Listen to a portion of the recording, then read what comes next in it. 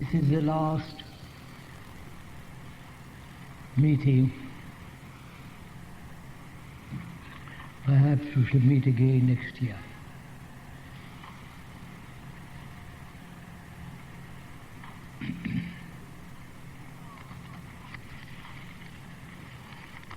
There are many questions.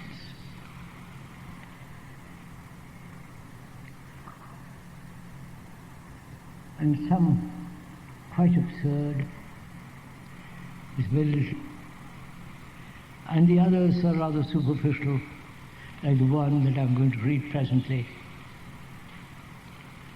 And there are some rather serious and worthwhile questions. As we said the other day, and we may repeat it again, the root meaning of the word question means to seek. And in answering some of these questions, we are sharing it together. It's not that the speaker is answering them and that you must accept them or deny them, but rather together in kind of good relationship, amicable, and try to understand together the depth of these questions. I read the first one rather. There are many people in this tent who have seats reserved for them. Many are from K Foundation. If people close to you cannot change, are still superficial and proud and unaware, what's the answer? The people who have reserved seats come at the last moment. They have been working, they have been doing a great many other things connected with the foundation, with the tent and all the organization of this gathering. And also some seats are reserved for those who are not too well. And it's rather unfortunate to judge superficially that many of these people are rather proud, vain, and all the rest of it. I don't think that question need be answered.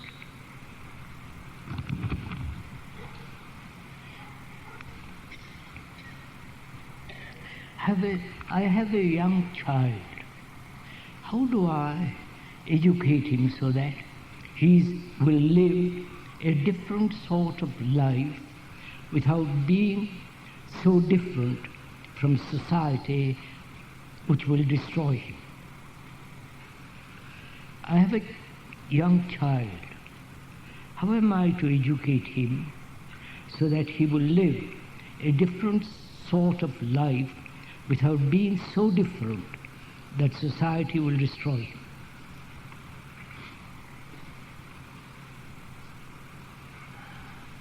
You know, there are many schools in India. We have 6 schools in India. There's one at Brockwood, one in Canada, one in California. First of all, it's very difficult to get the right kind of teachers. When they come to teach, the difficulty is they have all kinds of opinions, how it should be done, how should not be done, the teaching, and so on. They project their own desires and volitions and their own prejudices. They may be very capable of transmitting information, knowledge, but they also project their own personalities, their own peculiar idiosyncrasies. So it's a constant trouble to get the right kind of teachers who is really interested in teaching. Not only the academic subjects, but teaching something much more. teaching how to live a life as you go along, older, adolescent and so on, how to live a life rational, not superstitious, not confused, and so on. It's very difficult. And when we were in India with these 6 schools, we sent a letter to all the parents saying that these schools intend and are doing as much as possible to free the mind of the child, the student, from fear, from confusion, and have integrity. So when the parents came, not many of them, they were really not interested in their children, except the mothers. The fathers wanted them to go on to an livelihood, follow the usual routine, but the mothers were a little bit concerned. But perhaps the parents and the children are really responsible. Perhaps they may destroy their children. And when one has a small child, how are you going to educate him? It's a great problem. And we are trying at Brockwood to answer this question. Perhaps we shall have young children, but we are going to go into it.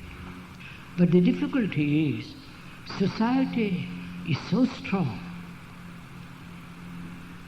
The temptations of the young person who wants to be with other young children, who are already corrupt, who are already, accepted all the nonsense of society, and it becomes extremely difficult to bring up a child who will not yield to the tremendous weight of society. So it behoves not only on the part of the teachers, but also on the part of the parents. It's a cooperative business. It isn't just you send the child to the school and forget all about it. Here in these schools, they are strict vegetarians. And when they go back, they eat meat. So that conflict begins. All the rest of it. And this is a question that cannot be so easily answered. Because to run these schools, you have to have plenty of money. And these schools have survived just on shoestring. And the parents are only too willing to send them there. And the responsibility, the work, the immense concern is there. It's not there. It is there. We've been through it year after year. And it requires not only cooperation from the parents, but also good teachers who are capable of understanding not only the academic subjects, but also something much more serious. I think I can solve my problems. I do not need any help. I have the energy to do it. But beyond this, I come to receive, and if you don't like that word, to share something measureless to man, something that has great depth and beauty. Can you share that with me?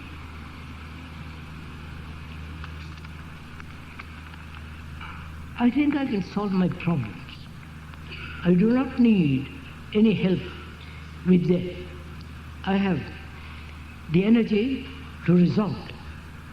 But beyond this, I come to receive, and if you don't like that word, to share something measureless to man, something that has great depth and beauty. Can you share that with me?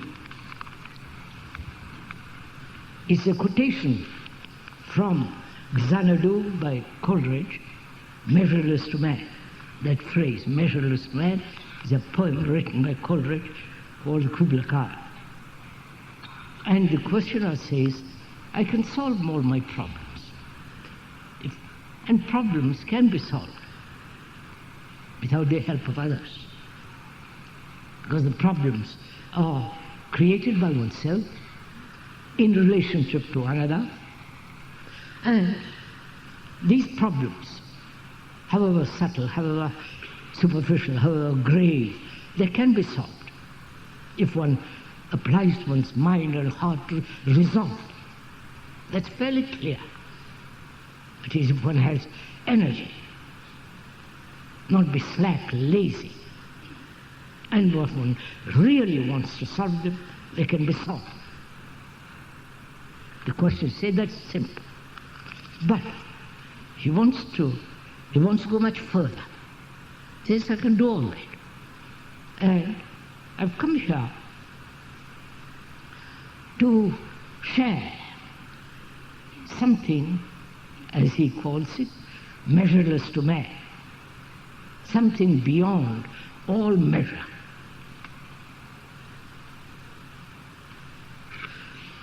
Something that is not given in churches and the rest of it. First of all,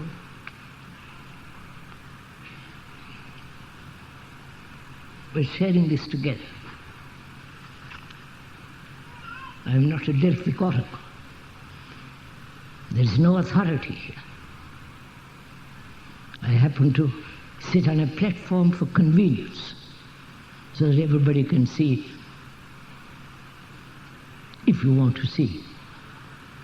And that little height doesn't give him any authority whatsoever.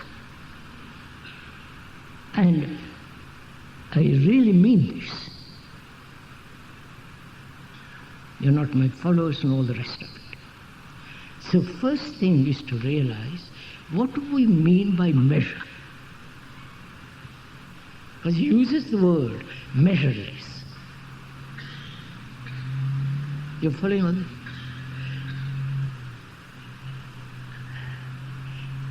Thought can be measured. Distance can be measured from here to there. And the so-called progressive evolution can be measured. One was this yesterday. Through meeting the present, is what was yesterday is modified, and the movement to the future. That can be measured.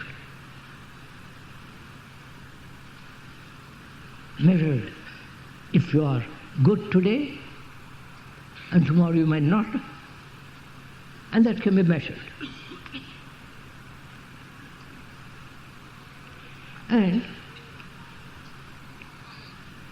thought, which is a material process, can also be measured. The shallowness of one's thinking, the superficiality, the deeper and the deepest. As long as there is the more and the less, that can be measured. A comparison is a process of measurement.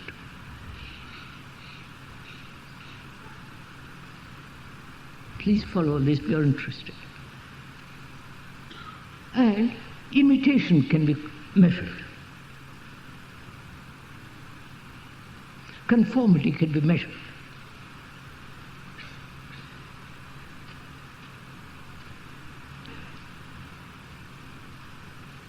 The word measure in Sanskrit too means to regulate, to measure. Meditation, that word means not only ponder, think, investigate, observe, but also it means to measure. From Sanskrit word mad, I won't go into all this. So, as long as there is measurement,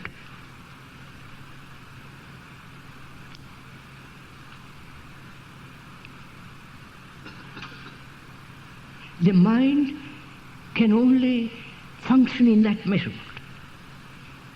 Whether it's long or short, whether it's wide or narrow, it can only function in that which is measurable. Right?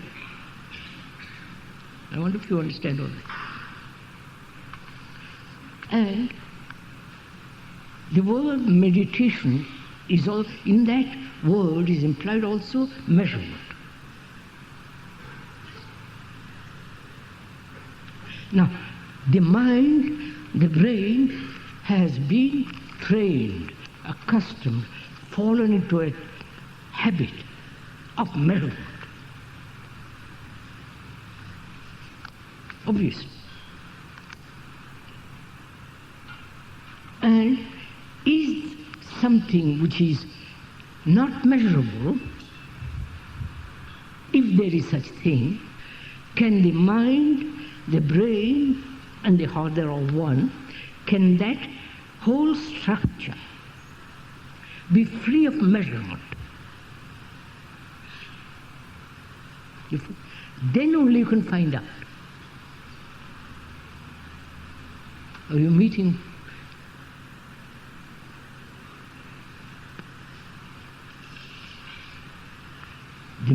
The brain is, as we pointed out several times, and the scientists are beginning to agree too, so perhaps you will also accept it, because the moment you talk about scientists, you worship them, and you think they have achieved something. And when they also say yes, partly you're right, then perhaps you'll also come along. You see, the brain, as we said, is not your brain. It's the brain which has evolved through time, millions and millions of years. And that brain is the common brain of humanity. You may not like to see that, because we are accustomed to the idea that we are individual, our brains are individual. Ours, mine, not yours. And that concept has been a constant tradition through millennia. And so the brain is conditioned to that. And that brain is constantly measuring. The more, the less, the better, and the best, the very word better, is measurable. So this brain is constantly functioning in that pattern. I don't know if you have observed yourself. You can see this in yourself.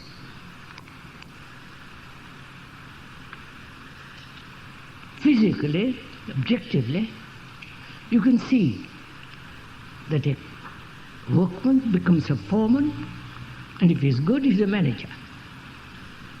A priest becomes a bishop, cardinal, pope. The apprentice, then the master carpenter. This is the whole pattern of our existence, which are all measurable.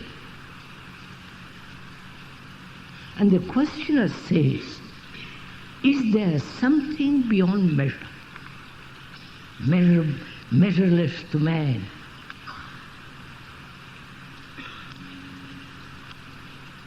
Now, how are you going to find out? We'll share it together. As the questioner says, share it with me. How are we going to find out? If there is something beyond all measure, that is beyond all time, because time is measured. Yesterday, today, tomorrow, 10 o'clock, 11 o'clock, measurable. Distance, measurable. And as thought is measurable, if you have gone into it, which you are doing now, please, whoever the questioner is please do listen.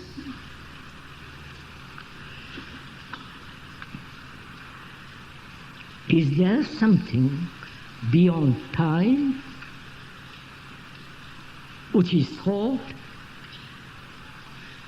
Time is movement, right? And thought is movement. So time is thought. Thought is born out of memory, experience, knowledge. That is the process of memory, of thought. And this process is a material process. Because in the brain in the very cells of the brain are the memories. So it is material process.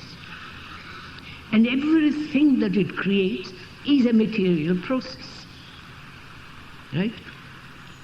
Please follow this, not accepting or denying, but logically. Observing it in oneself and also observing externally.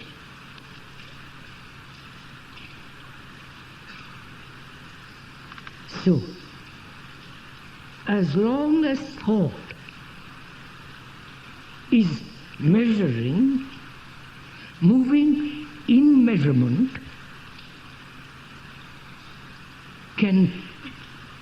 there can be no other than measurement. Right? Obvious. Now, the question is, can all measure end? Measure as comparison. Comparing oneself with somebody else. The hero, the example, the ideal, the perfect one, and so on, so on, so on. If you observe for yourself, from childhood, we are trained to compare. Better marks in a school. The various classes, college, university, a degree, these are all measurements, which is essentially comparative. Right? Now can you, the questioner who is sharing this with us, stop comparing completely?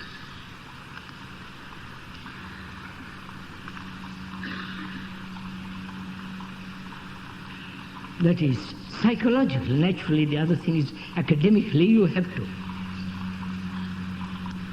So, can you psychologically end immediately, not tomorrow, another day, but immediately all sense of comparison?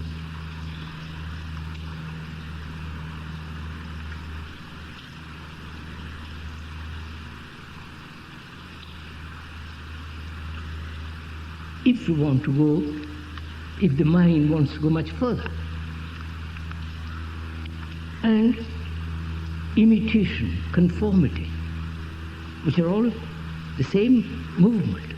Comparing, conformity, imitation are all the same movement. Can that movement end totally?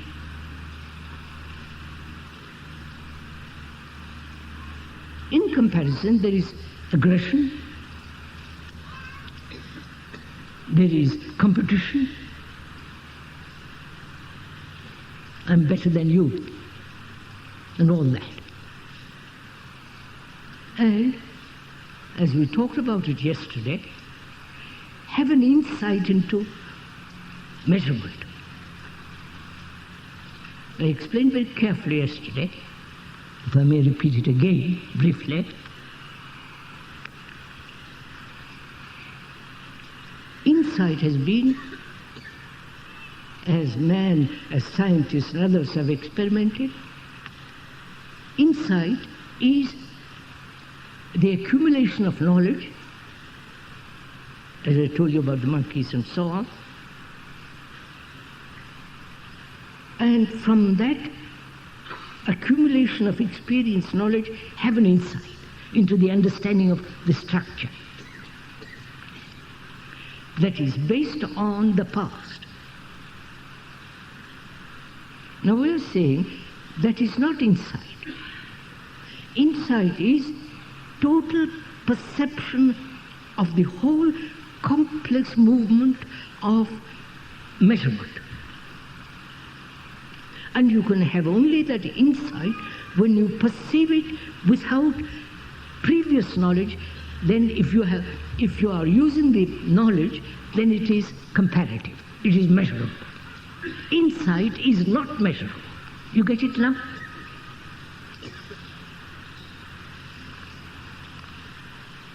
Then when there is that measureless insight, the unfolding of the whole movement of comparison, all that, not only seen, but ends immediately. If you can test it out.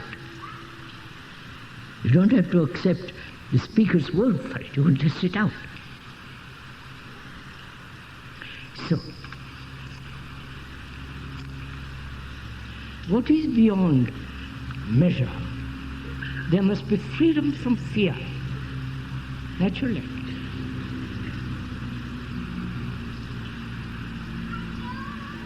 Deep-rooted conscious or unconscious fear. That's a problem which can be observed, resolved.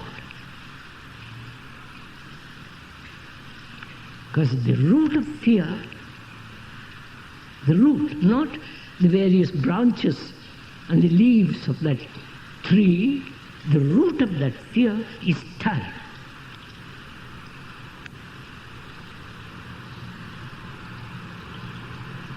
Right? I am afraid of tomorrow.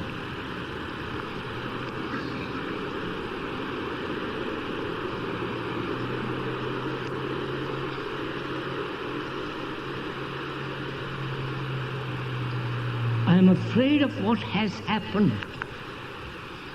The physical pain which I have had, gone, and the fear it might occur again. The whole physical phenomena of pain. And psychologically too, one has done something wrong, not right, not honorable. Honorable, I'm using the word in its dictionary meaning, not what you call honorable, Lord.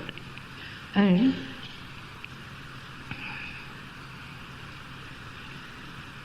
psychologically, fear is time. I am afraid of dying. I'm living, but I dread what might happen, which is the measurement of time. So the root of fear is time and thought. Right? Now, to have an insight into that is the ending of totally fear.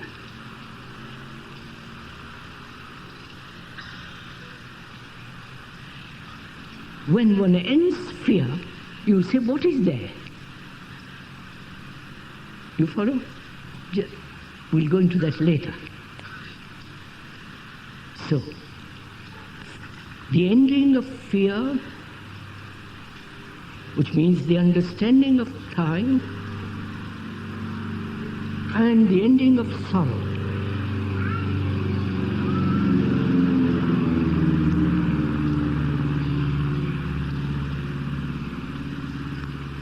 If this is not clear, if the mind, the brain are not afraid of it, then there may be something more. But you see, we want to be assured. We want it guaranteed. Like a good watch, especially in Switzerland, like a good watch, you want it guaranteed. That will last at least 3 years. In the same, we have the same attitude that if I do this, what will I get? That is commercial mentality. Right? If I do this, will you guarantee me that? There is no guarantee, and that's the beauty of it. This is, you have to do it for itself, not for something.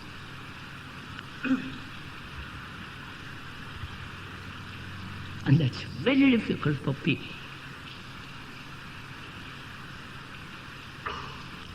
One gives up this in order to reach that.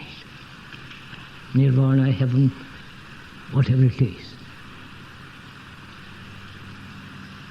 Which are all acts of measurement.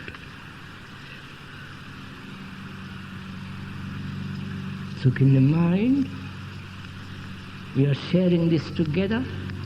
Can the mind be free of all measurement?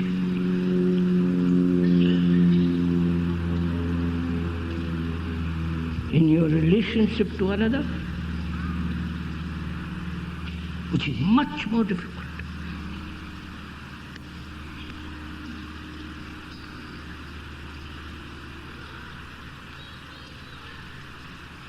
And to be free of all that is to be measureless, and then something totally different takes place. When that is described, that which has taken place beyond measure, that which is described is not that is what is. Do you understand what I'm saying? You can describe the mountain, shape of it, the line of it, the shadows.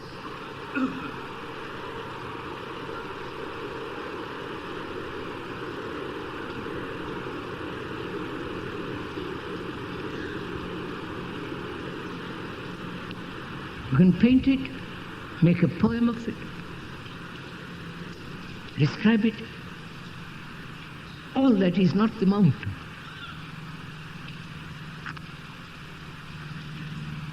We sit in the valley and say, please tell us about the mountain. We don't walk there. We want to be comfortable. So there is a state, not a state. There is something beyond measureless, beyond all measure.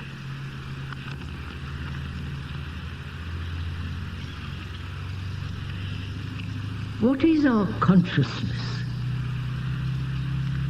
Are there different levels of consciousness? Is there a consciousness beyond the normal one we are aware of? And is it possible to empty the content of our consciousness? What is consciousness? Are there different levels of consciousness?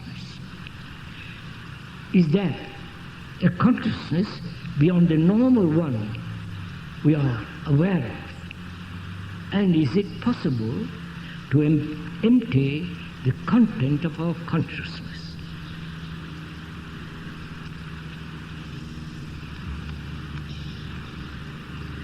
Sorry.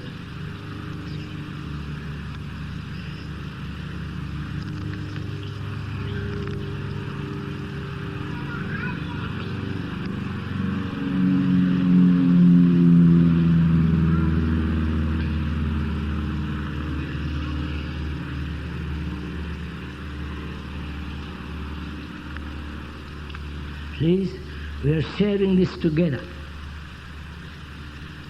I may use the words, the description, but what is described is not the fact.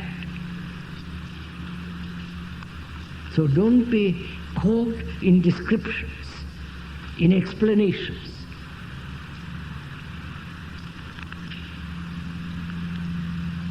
What is our consciousness?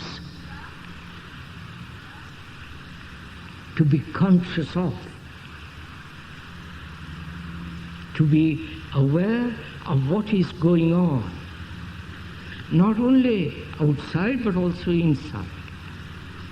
It's the same movement. So when we say we are conscious, we are aware, our consciousness is the product of society, right? Our education, our culture, racial inheritance, and the inheritance of one's own striving, the result. And our beliefs, our dogmas, our rituals, our concepts, our jealousies, anxieties, our pleasures, our so-called love, all that is our consciousness, right? Right?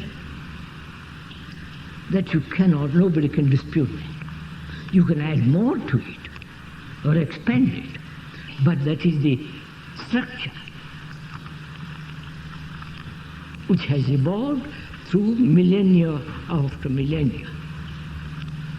Wars, tears, anxiety, sorrow, depression, elation, all that is part of us. Right? And the content, which is all this, make up our consciousness. Right? Right, sir? You're following this? I believe I am a Hindu with all these Brahmanical superstitions, with their rituals, with their absurdities, with their gods, with their beliefs in this and that and the other thing. That is the consciousness of a Hindu born in their country. In the West, the consciousness is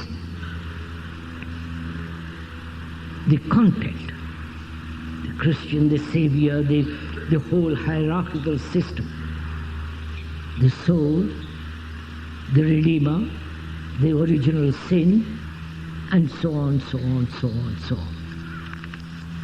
If you are a communist,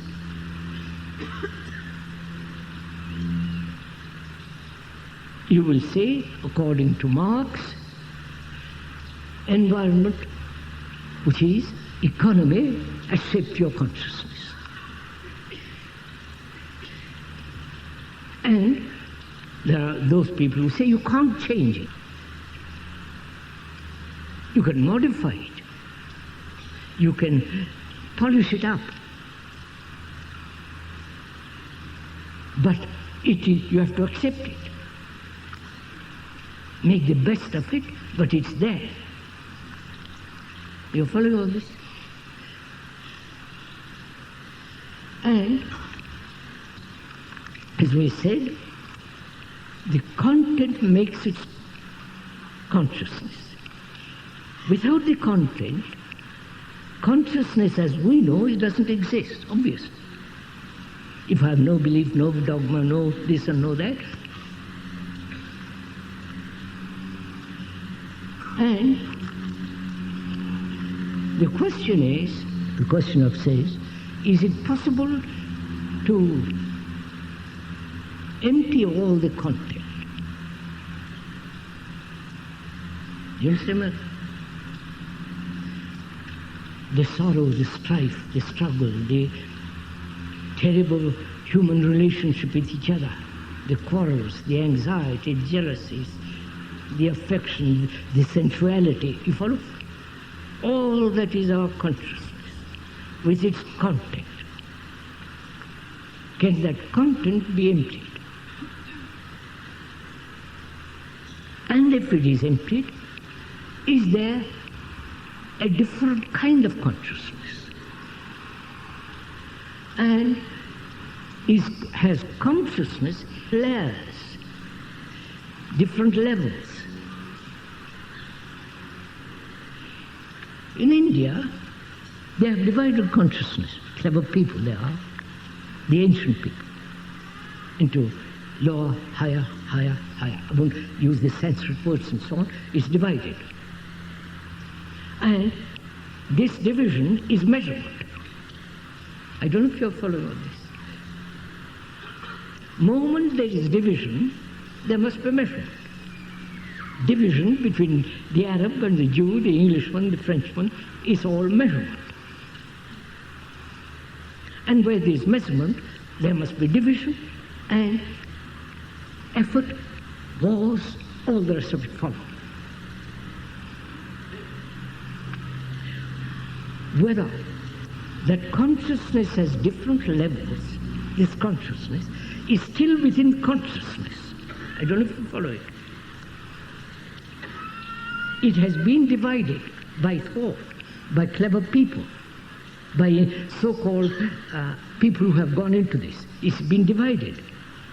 That division is measurement, therefore it's thought.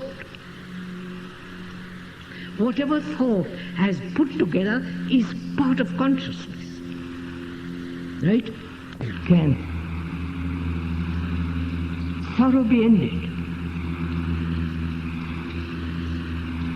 Not only your personal sorrow, but the sorrow accumulated through millennia of mankind. The personal sorrow, I mean, the immediate sorrow. I've lost a son, I've lost this, or I'm not, the tears, the despair, which is momentary. But there is this vast sorrow of mankind, which has been accumulated through 5,000 or 10,000 years of wars, tribal divisions, tribal hatreds, the various aspects of religion, organized, not organized, those who believe, those who don't, and so on, so on, so on. Can all that be emptied? Must you take, please listen, must you take one by one and resolve them? You understand? Fear, conformity, pleasure, the nature of pleasure, the whole movement of pleasure, and sorrow, and all that will we take one by one and resolve these? That will take one's whole lifetime. I don't know if you're following all this. Or can one have a total insight into all this?